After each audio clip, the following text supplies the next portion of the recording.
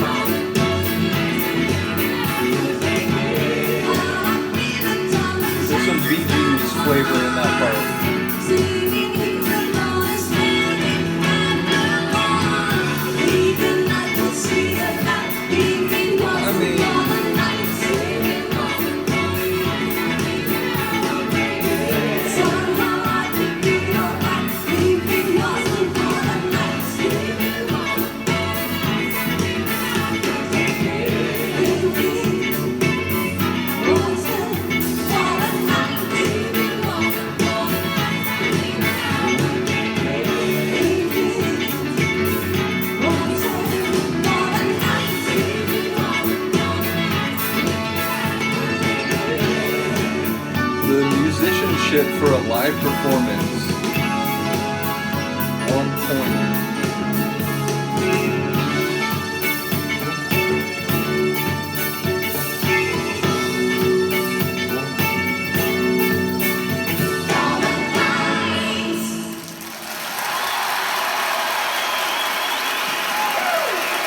I agree with that guy. Again, the musicianship for a live performance is crisp and clean. And the after, it's just gonna cut off. Hello, everybody. It's almost 3 years since we played London the last time, and it's far too long. It's great to be back, I can tell you that. Thank you. Come on, people.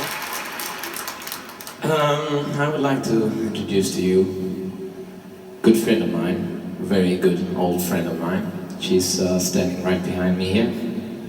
It's the blonde one.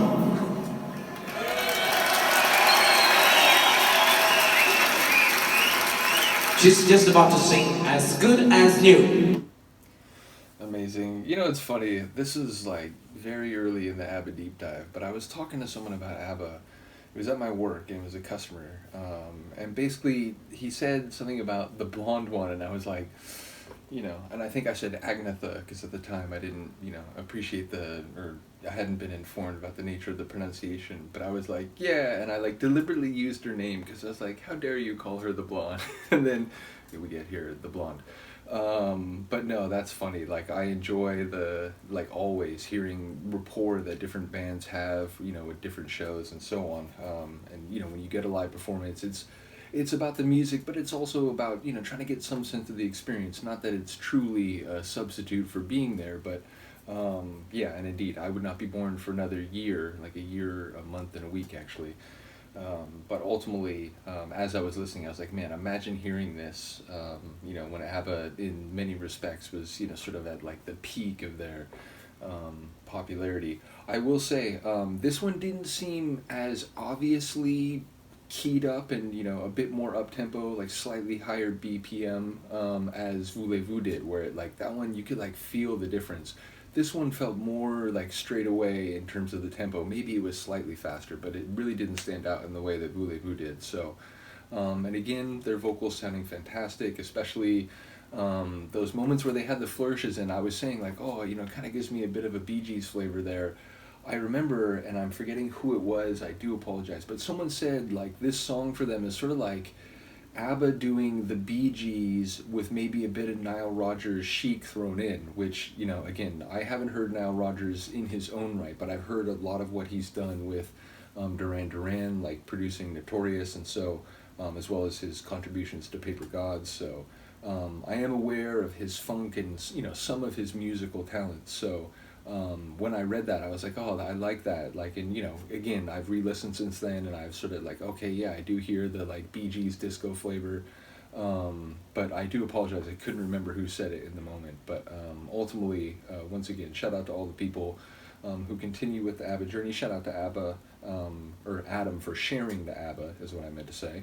And yeah, ultimately looking forward to going through that medley, which again is going to be about 20 minutes, so it's going to be quite the reaction. I'll try not to yammer on too much at the beginning of the video. We'll try to get straight to it, and then, as I said, if it ends up getting blocked, I'll try to split it into different sections and see what I can do to get it up in one form or another. So in any case, let me know what you think of this. I will see you next time. Peace.